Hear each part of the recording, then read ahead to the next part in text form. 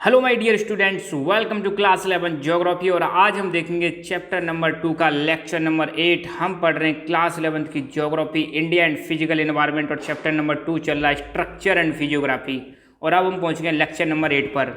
हमारा जो main topic चल रहा है वो है major physiographic divisions of India, जिसमें हम हिमालयन माउंटेन को कवर कर रहे हैं। और मैंने बताया था हिमालय माउंटेन को भी हम 5 भागों में सब डिवाइड कर सकते हैं, जिसमें कश्मीर और नॉर्थ वेस्टर्न हिमालय पहला है, हिमाचल एंड उत्तराखंड हिमालय दूसरा है, दार्जिलिंग एंड सिक्किम हिमालय ये थर्ड है। और ये तीनों हमने डिस्कस कर लिए। और आज के लेक्चर में इन दोनों हिमालयों को कंप्लीट करवा दूंगा। अरुणाचल हिमालय और ईस्टर्न हिल्स एंड माउंटेन्स, इनके बारे में हम जानेंगे। तो इससे पहले अरुणाचल और ये देखें तो पहले देख लो अरुणाचल प्रदेश है क्या। ये है अपना अरुणाचल प्रदेश, ठीक है। और मैंने बताया था आपको हिमालय हमारा ये नॉर्थ से नॉर्थ ईस्ट की डायरेक्शन में ऐसे फैला हुआ है। हमारा जो हिमालय है ये जम्मू कश्मीर से स्टार्ट होता है और अरुणाचल प्रदेश तक जाता है, ठीक है। ये चीज़ आप ध्यान रखना। फिर साथ के साथ में ऐसे भी है ये, ठीक है, अरुणाचल प्रदेश में भी। और फिर इधर जो ये वाली हिल्स हैं इनको बोलते हैं पूर्वांचल हिल्स या ईस्टर्न हिल्स के नाम से भी जानते हैं। अच्छा, यहाँ पर जो स्टेट है इनको एक बार जूम करके हम देख लेते हैं, दिमाग में सेट कर लो। और हो सके तो एक मैप ले आना, एक खाली मैप ले आना, ब्लैंक मैप, उसमें इनको भरना आप, ठीक है। तो ये भूटान देश है, ये बांग्लादेश है, ठीक है। तो बांग्लादेश के यहाँ पर शोल्डर्स पर ये मेघालय, यहाँ पर ये बड़ा सा ये है आसाम, आसाम के ऊपर है अरुणाचल प्रदेश। समझना चीज़ों को।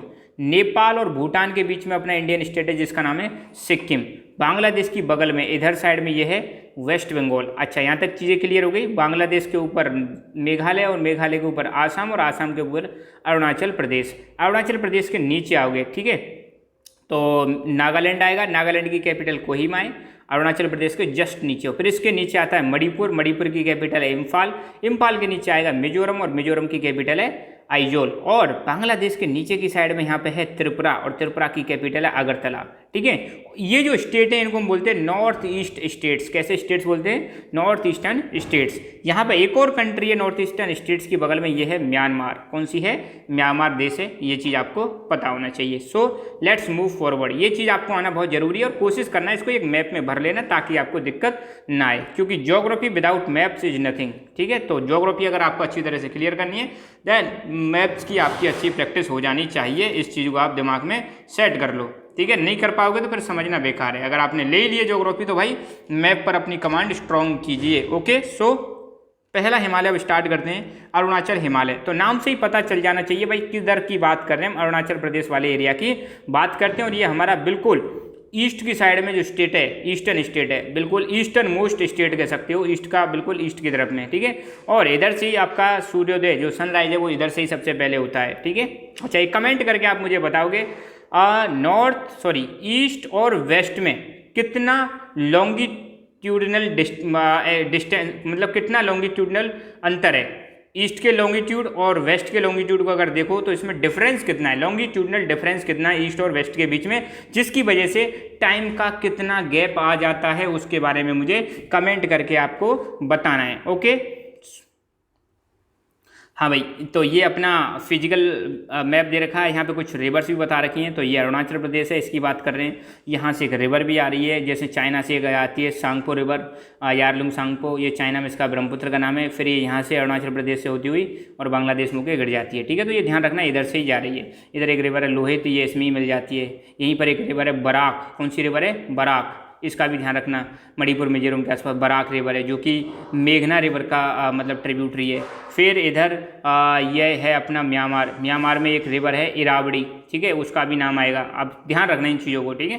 तो ये नॉर्थ ईस्ट स्टेट्स का मैप है। अभी मैंने सारी चीज़ बताई दी थी। बांग्लादेश, ये है त्रिपुरा, ये है मेघालय, आसाम, अरुणाचल प्रदेश, नागालैंड, मणिपुर और मिजोरम, ठीक है। ये चीज़ आपको ध्यान रखनी है, ठीक है। अच्छा, यहाँ पे कुछ हिल्स हो रहे हैं, इन हिल्स के बारे में भी आप ध्यान देना। ये वही है ये बांग्लादेश हो गया अपना। बांग्लादेश के ऊपर ये क्या हो गया? मेघालय। यहाँ पर है मेघालय प्लेट्यू, और मेघालय प्लेट्यू यहाँ पे कुछ हिल्स भी हैं, 2-3 फेमस हिल्स हैं, इनके बारे में आपको पता होना चाहिए। गारो, खासी, जयंतिया, 3 हिल्स हैं। गारो, खासी, जयंतिया कहाँ है? ये मेघालय में है। फिर यहाँ पे मिकिर हिल्स, कौन सी हैं? मिकिर हिल्स हैं। और यहीं से ब्रह्मपुत्र रिवर आ रही है, ये भी ध्यान रखना। और यहाँ पर दाफला हिल्स हैं और मिसमी हिल्स हैं। अरुणाचल प्रदेश में दाफला और मिसमी हिल्स हैं। और यहाँ पे पटकाई बूम और नागा हिल्स, मीजो हिल्स, यहाँ पे मीजो हिल्स हैं, यहाँ पे मणिपुर की हिल्स हैं। इनके बारे में भी आपको पता होना चाहिए। साथ के साथ में यहाँ पे एक रिवर है जिसका नाम है चिंडबेन रिवर, कौन सी है? चिंडबेन। तो इनके बारे में आपको पता होना चाहिए, इनके नाम अभी आएंगे। अरुणाचल हिमालय की बात करें तो सबसे पहले यहाँ से शुरुआत करते हैं। तो इसका एक्सटेंशन किधर से किधर है? तो ऐसे ईस्ट और वेस्ट अगर हम देखें तो ध्यान रखना, ईस्ट की तरफ अरुणाचल हिमालय, अरुणाचल जो हिमालय ईस्ट की तरफ है भूटान, ईस्ट की तरफ क्या है? भूटान है, भूटान हिमालय। और वेस्ट की तरफ है आपका दीपू पास, दीपू पास इन ईस्ट। दोबारा मैं बता रहा हूँ, ये हो गया आपका ईस्ट और ये हो गया आपका वेस्ट, ठीक है। तो ईस्ट, हाँ सही है। तो हाँ, यहाँ पे थोड़ा इस लाइन को पढ़ो, यहाँ पे ईस्ट ऑफ भूटान हिमालय, मतलब सपोज ये भूटान हिमालय, ये अपना क्या है? भूटान हिमालय। तो भूटान हिमालय का कौन सा भाग होगा? ईस्ट, और ये हो जाएगा वेस्ट। तो ईस्ट ऑफ भूटान हिमालय से कहाँ तक फैला हुआ है? दीपू पास तक फैला हुआ है। ध्यान रखना, अगर इसको हम कह सकते हैं भूटान और दीपू पास के बीच में, या फिर कह सकते हो ईस्ट ऑफ भूटान हिमालय से दीपू पास इन ईस्ट। इधर ईस्ट में कौन सा पास है? दीपू पास। मैं आपको दिखाऊंगा दीपू पास कहाँ है। तो ये इसका एक्सटेंशन है, कहाँ से कहाँ तक फैला हुआ। तो आप बता सकते हो भूटान हिमालय के ईस्ट से दीपू पास जो कि ईस्ट में है वहाँ तक ये फैला हुआ है। इसकी डायरेक्शन कैसी है, ओरिएंटेशन कैसी है? तो इसकी ओरिएंटेशन कुछ ऐसे है, आप देखो यहाँ पे गौर से देखो, ये अरुणाचल प्रदेश है, अरुणाचल प्रदेश की ओरिएंटेशन कैसे है? ऐसे। तो यहाँ पे कौन कौन सी डायरेक्शन आएगी? देखो यहाँ पे नॉर्थ आ गई, ये आ गई साउथ, इधर ईस्ट, इधर आ जाएगी वेस्ट। तो ये वाली डायरेक्शन हो जाएगी नॉर्थ ईस्ट, और ये हो जाएगी साउथ वेस्ट डायरेक्शन। तो इसकी जो डायरेक्शन है वो है नॉर्थ ईस्ट, साउथ वेस्ट से नॉर्थ ईस्ट। तो यहाँ पे देखो ये है साउथ वेस्ट और ये है नॉर्थ ईस्ट, ठीक है। तो general direction of mountain range is from south west to north east, ठीक है। डायरेक्शन बहुत इंपॉर्टेंट है ज्योग्राफी में। तो जो अरुणाचल हिमालय, इसकी डायरेक्शन कैसे है? साउथ वेस्ट से नॉर्थ ईस्ट की डायरेक्शन में ये माउंटेन रेंज है, ठीक है। मैं बता रहा था दीपू पास, तो ध्यान रखना यहाँ पर है दीपू पास, और आपको पता है इधर म्यांमार कंट्री भी है। अच्छा, दीपू पास के ऊपर दिहांग पास है, फिर उसके ऊपर तुंग पास है, बुमला पास, बोमडिला पास, जेलेपला पास, नाथुला पास, ये कई सारे पास हैं जो नॉर्थ ईस्ट इंडिया में आते हैं, जिनके नाम आप सुनते रहते होंगे। इधर लीपू लेक और ये बहुत सारे, इनकी हम फिलहाल बात नहीं कर रहे। तो नॉर्थ ईस्ट के पासों का नाम याद रख लेना, दीपू पास, दिहांग पास, तुंग पास, बुमला पास, बुमडिला पास, जेलेपला पास, नाथुला पास, ओके। अच्छा, अब ये दीपू पास किस किस के बीच में? पास मतलब माउंटेन्स के बीच में एक नेविगेबल रूट होता है, एक रास्ता होता है जहाँ से आ जा सकते हैं, उसको पास बोलते हैं। तो ये जो दीपू पास है ये इंडिया को म्यांमार से कनेक्ट करता है, या कह सकते हैं मणिपुर को म्यांमार से क्या कर रहा है? कनेक्ट कर रहा है। बस इतना ध्यान रखना दीपू पास के बारे में। अरुणाचल हिमालय, इसमें कुछ माउंटेन पीक्स हैं। माउंटेन पीक्स मतलब माउंटेन की चोटियाँ हैं। एक है कांगटू और दूसरी है नामचा बारवा। हो सकता है इसका नाम वहाँ पे कुछ और प्रोनाउंस करते हों, अगर मैं कुछ प्रोनाउंसिएशन में गलती करूँ तो I am sorry for that, ठीक है। तो माउंटेन पीक्स हैं कांगटू और नामचा बारवा। नामचा बारवा ये दो माउंटेन पीक हैं। एक बार सारी की सारी माउंटेन पीक्स के बारे में ही देख लेते हैं, ठीक है। इंडिया में एक है माउंट एवरेस्ट, सबसे हाईएस्ट है, नेपाल में है, 8848 मीटर हाइट है। कंचनजंगा इंडिया में है 8598। एक K2 और है जो कहाँ पर है? काराकोरम रेंज में, वो मैं पहले बता चुका हूँ। मकालू नेपाल में ये 8481। धौलागिरी ये नेपाल में माउंटेन पीक है, 8172 हाइट है। नंगा पर्वत ये इंडिया में 8126। अन्नपूर्णा नेपाल में 8078। नंदा देवी इंडिया में 7817। कामेत इंडिया में है 7756। नामचा बारवा ये इंडिया में है 7756। और बुरला मंदाता ये नेपाल में 7728, ठीक है। तो अगर हाइट वाइट के बारे में आए तो इनको आप लिख लेना है कॉपी में एक्स्ट्रा नॉलेज के लिए।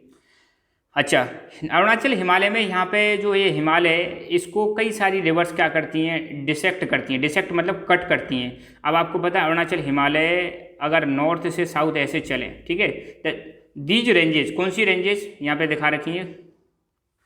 These ranges are dissected by fast flowing rivers from north to south forming deep gorges. अब कोई रिवर जो आती है नॉर्थ से साउथ अगर चलें तो इसको ऐसे करके रिवर क्या करती हैं? कट करती हैं। और जब रिवर कट करती हैं इनको तो वो बहुत बड़े बड़े गॉर्ज बनाती हैं, बड़ी बड़ी वैलीज बनाती हैं। वैली का ही बड़ा रूप क्या होता है? गॉर्ज। बहुत डीप गॉर्ज बनाती हैं। कहाँ पर? यहाँ पर अरुणाचल हिमालय में। और डीप गॉर्ज बनाती है एक रिवर है अपनी ब्रह्मपुत्र रिवर। कौन सी रिवर है? ब्रह्मपुत्र, जो चाइना से होते हुए आती है, आसाम से अरुणाचल प्रदेश से एंटर करती है, आसाम से होते हुए फिर कहाँ चली जाती है? बांग्लादेश में चली जाती है, ठीक है। तो Brahmaputra flow through a deep gorge after crossing Namcha Barwa. जैसे ही नामचा बारवा को ब्रह्मपुत्र रिवर क्रॉस करती है तो वो कहाँ पर फ्लो करती है? डीप गॉर्ज के थ्रू फ्लो करती है। यहाँ पर कुछ और भी रिवर्स हैं यहाँ की, the Kameng, the Subansiri, the Dihang, the Dibang, the Lohit. अगर कोई पूछे अरुणाचल हिमालय में कौन कौन सी रिवर्स हैं, उस एरिया में कौन कौन सी रिवर्स हैं, तो आपको ये 2-4 नाम याद रखने हैं, कामेंग, सुवानश्री, दिहांग, दिबांग, लोहित। और ये जनरली ज़्यादातर इनमें से ट्रिब्यूटरी हैं किसकी? ब्रह्मपुत्र रिवर की। तो यहाँ पे आप देख सकते हो ये है ब्रह्मपुत्र रिवर, यहाँ से जा रही है और ये कहाँ से आ रही है, चाइना से। तो ये यहाँ से नामचा पर्वत है, माउंटेन पीक है, वहाँ से आके फिर ये अरुणाचल प्रदेश में एक डीप गोर्ज बनाती है और वहाँ से बहती हुई ऐसे जाती है। फिर यहीं से लोहित, कई सारी रिवर्स यहाँ पे दिखा रखी हैं, ठीक है। ओके, अरुणाचल प्रदेश, यही हिमालय, अरुणाचल हिमालय की बात कर रहे हैं। दीज आर पेरेनियल, यहाँ पे जो रिवर्स होती है वो कैसी होती हैं, पेरेनियल। और पेरेनियल रिवर्स क्या होती हैं, ऐसी रिवर्स जो पूरी साल फ्लो करती हैं उनको हम क्या बोलते हैं, पेरेनियल रिवर्स बोलते हैं। The reverse which flow through out the year called perennial. और पूरी साल बहने का इनका कारण क्या है, क्योंकि ये हिमालयन रिवर्स हैं और ये ऑरिजिनेट होती है कहाँ से, ग्लेशियर से। तो glaciers throughout the year पिघलते रहते हैं, मेल्ट होते रहते हैं, जिसकी वजह से पानी लगातार आता रहता है। And this is the reason of flowing throughout the year, पूरी साल बहने का यही सबसे प्रमुख कारण है, ठीक है। और बहुत रेट, इनकी रेट जो होती है बहुत ज़्यादा हाई रेट की, बहुत हाई रेट से फॉल करती हैं, बहुत तेज़ गति से गिरती हैं और ज़्यादा तेज़ होने की वजह से कोर्स भी बहुत ज़्यादा चेंज करती हैं। और इनकी वजह से यहाँ पे जो रिवर आती है इनकी वजह से असम वाले एरिया में बहुत ज़्यादा क्या है, फ्लड भी आती है, बाढ़ भी आती है। आपने सुना होगा न्यूज़पेपर्स में, यहाँ पे बाढ़ भी बहुत आती है। एक तो ये रिवर्स बहुत ज़्यादा पानी लेके आती है, ऊपर से अगर यहाँ बरसात भी बहुत हाई रेनफॉल होती है यहाँ पे, तो बरसात का पानी और रिवर्स का पानी दोनों मिलके इससे क्या होता है, यहाँ पे बाढ़ आ जाती है, फ्लड आ जाती है।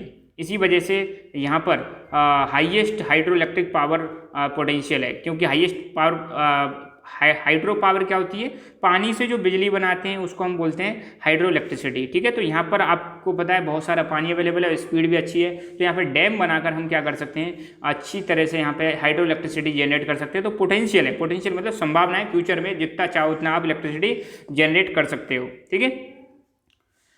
An important aspect of Arunachal Himalaya is the numerous ethnic tribal community inhabiting in these areas. Some of the prominent one from west to east are. अब देखो यहाँ पे बहुत सारी ट्राइबल कम्युनिटी रहती हैं। अगर उन ट्राइबल कम्युनिटी को ईस्ट से वेस्ट या वेस्ट से ईस्ट अरेंज करें, तो हम वेस्ट से ईस्ट अरेंज करें, तो जैसे यहाँ पे पहली देखी है मोम्पा, अबोर, मिसमी, ईसी और नागाज। मोम्पा, अबोर, मिसमी, नीसी, नागाज, ये कौन सी हैं, ये ट्राइबल कम्युनिटी हैं और ये कहाँ पर हैं, अरुणाचल हिमालय में। और कैसे अरेंज कर रहे हैं इनको, वेस्ट से ईस्ट की डायरेक्शन में अरेंज कर रहे हैं। तो इनका नाम याद आ रखना। अच्छा, ये जो कम्युनिटी है ज़्यादातर यहाँ पर खेती, देखो खेती करने की यहाँ पे जो टेक्निक है वो है झूम कल्टीवेशन। कौन सी कल्टीवेशन है, झूम कल्टीवेशन या शिफ्टिंग कल्टीवेशन या स्लैश एंड बर्न कल्टीवेशन।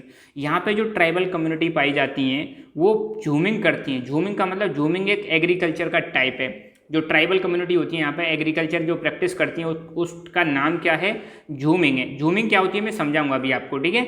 और इसी को हम बोलते हैं शिफ्टिंग या स्लैश एंड बर्न कल्टीवेशन। अब समझ लो, ये आपके लिए एक्स्ट्रा नॉलेज है, ठीक है। तो इसको आप चाहो तो नोट कर सकते हो, ना चाहो तो कोई दिक्कत नहीं है। शिफ्टिंग कल्चर, शिफ्टिंग एग्रीकल्चर या झूमिंग एग्रीकल्चर या स्लैश एंड बर्न एग्रीकल्चर, इसका मतलब क्या है। पहली बात तो शिफ्टिंग, यहाँ पे क्या होता है, देखो पहली बात तो इसको प्रिमिटिव ट्राइब के द्वारा परफॉर्म किया जाता है। यहाँ पर क्या करते हैं, जैसे मान लो सपोज इस एरिया में बहुत सारे फॉरेस्ट हैं, इन फॉरेस्ट को लोग क्या करते हैं, कट कर देते हैं। कट करने के बाद ये सुखाते हैं, सुखाने के बाद इनमें आग लगा देते हैं और जैसे ये फॉरेस्ट जल जाते हैं राख बन जाते हैं और राख बन के उस राख को मिट्टी में मिला देते हैं। मिट्टी मिलाने से यहाँ पे जो सॉइल की फर्टिलिटी बढ़ जाएगी। फिर यहाँ पे 2-3 साल तक खेती करते हैं और जैसे ही इसकी सॉइल की फर्टिलिटी कम होगी तो लोग बाग यहाँ से किसी दूसरी जगह पे शिफ्ट कर जाते हैं, चले जाते हैं और वहाँ पे जो फॉरेस्ट होते हैं फिर उन पेड़ों को कट करते हैं। कट करने के बाद सुखाते हैं, फिर उनमें आग लगाते हैं, फिर उनकी मिट्टी को जो राख है राख को दोबारा मिट्टी मिला देते हैं, फिर सॉइल की फर्टिलिटी बढ़ जाती है। फिर 2-3 साल यहाँ पे खेती करेंगे, फिर किसी दूसरी जगह पे चले जाते हैं।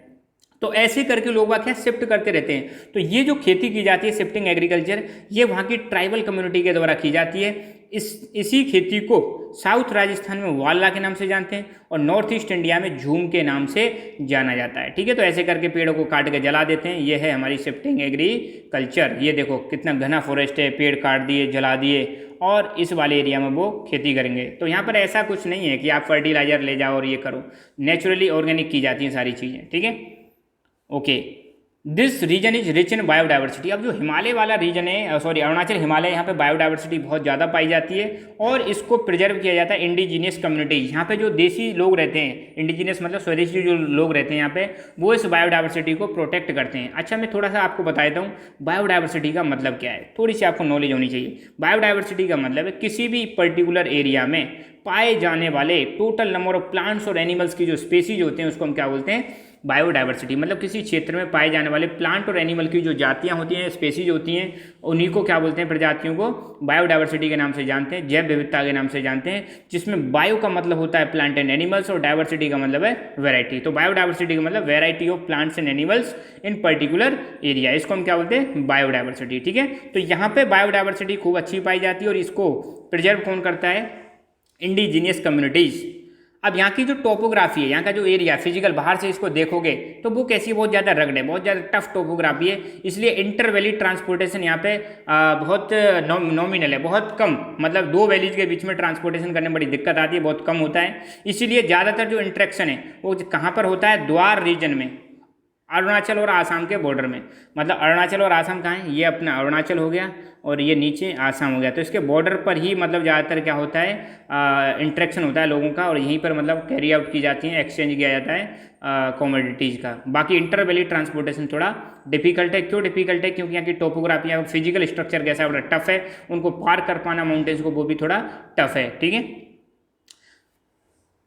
तो ये हुआ अरुणाचल हिमालय। अब हमारा लास्ट बचा है ईस्टर्न हिल्स और माउंटेन्स, ईस्टर्न हिल्स और माउंटेन्स। इससे पहले भी एक छोटा सा मैं आपको मतलब ये तो आपने मैप देख ही लिया, एक हिंदी में मैंने बना रखा है, इसको और आप देख लो।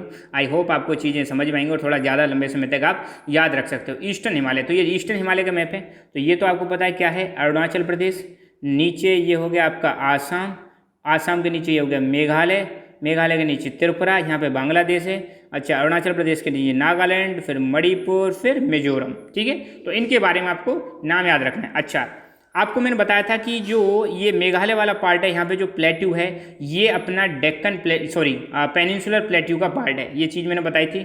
ठीक है, कार्बी ओंगलोंग प्लेट्यू है यहाँ पर, तो ये किसका पार्ट है, पेनिनसुलर ब्लॉक का ही पार्ट है।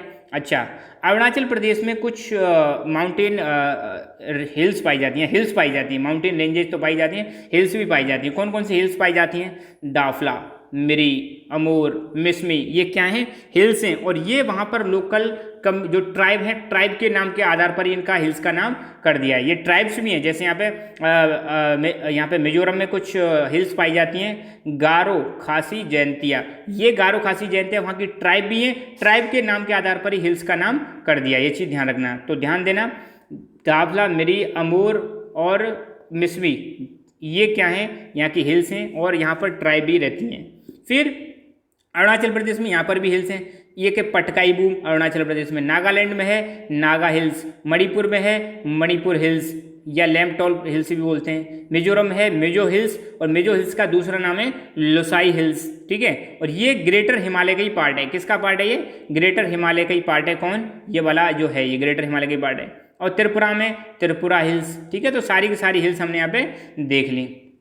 अच्छा, अब हम ईस्टर्न हिल्स और हिमालय की बात करते हैं, ईस्टर्न हिल्स और माउंटेन की बात करते हैं।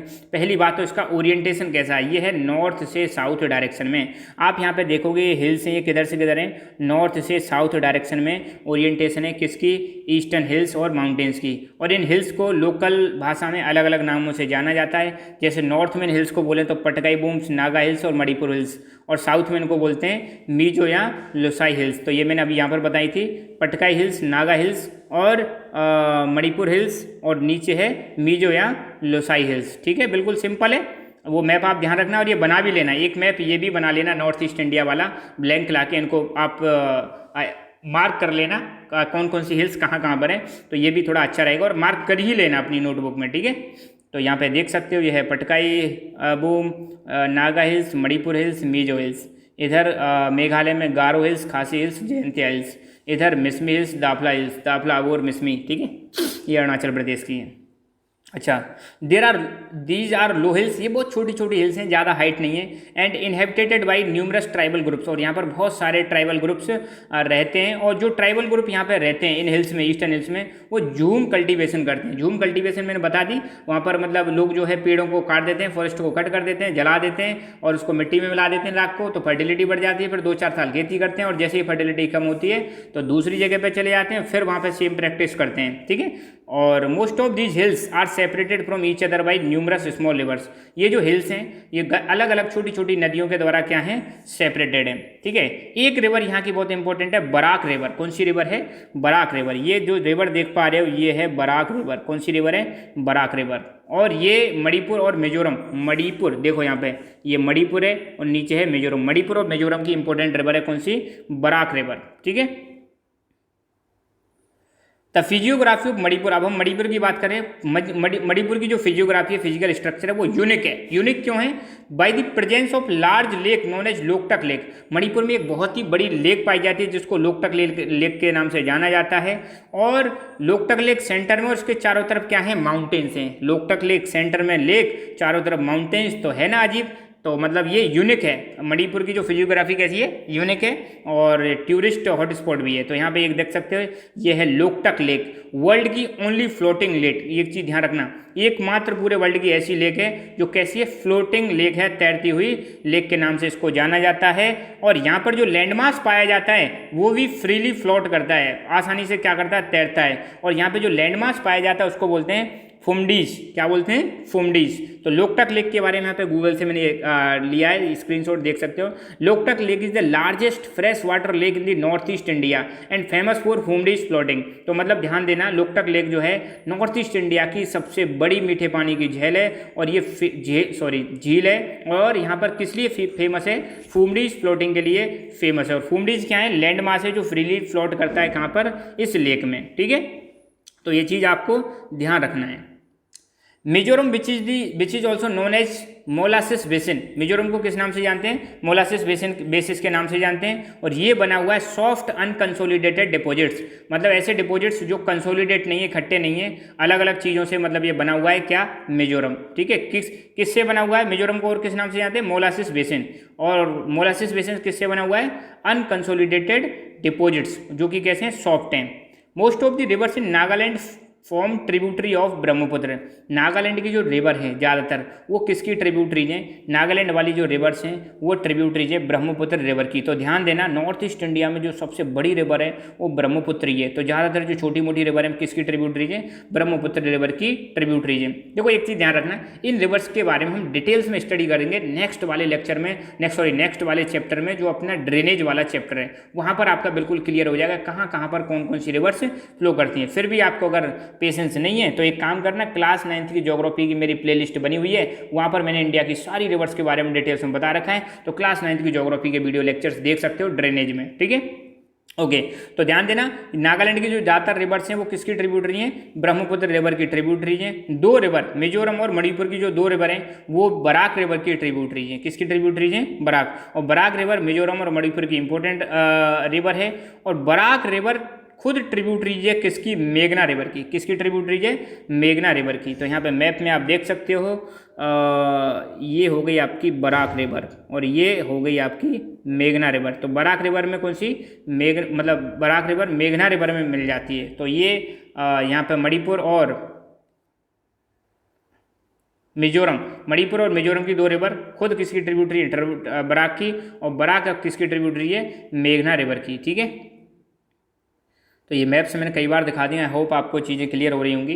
The reverse in eastern part of Manipur, Manipur के ईस्ट वाले भाग में। तो भाई ये हो गया मणिपुर, नागालैंड और मिजोरम के बीच में, और ईस्ट भाग मतलब इधर वाला भाग, ठीक है, म्यांमार की तरफ। तो ईस्ट वाला जो भाग है मणिपुर का, यहाँ पे जो रिवर्स हैं वो चिंडमेन रिवर की ट्रिब्यूटरीज हैं। कौन सी रिवर की ट्रिब्यूटरीज हैं, चिंडमेन। ठीक है, तो यहाँ पे आप देख सकते हो ये है म्यांमार, और म्यांमार में भी एक रिवर फ्लो करती है, इरावदी। कौन सी रिवर फ्लो करती है, इरावदी रिवर। ठीक है, तो ध्यान देना, मैं दोबारा बता रहा हूँ, ईस्टर्न पार्ट ऑफ मणिपुर जो है, यहाँ पे जो रिवर्स हैं वो चिंडमेन रिवर की ट्रिब्यूटरीज है। और चिंडमेन अपने आप में ट्रिब्यूटरीज है किसकी, इरावदी ऑफ म्यांमार। म्यांमार में एक रिवर फ्लो करती है इरावदी, इरावदी रिवर की ट्रिब्यूटरीज है चिंडमेन। और चिंडमेन रिवर की दो ट्रिब्यूटरीज है जो कहाँ की हैं, ईस्टर्न पार्ट ऑफ मणिपुर की। ठीक है, ये चीज़ आपको ध्यान रखनी है। तो यहाँ पर हमारा हिमालय पूरी तरह से कंप्लीट हुआ। लगभग अब तक हमारे 8 लेक्चर हो चुके हैं। हिमालय कंप्लीट हो चुका है। नेक्स्ट वाले लेक्चर्स में हम नॉर्दर्न प्लेन्स के बारे में देखेंगे,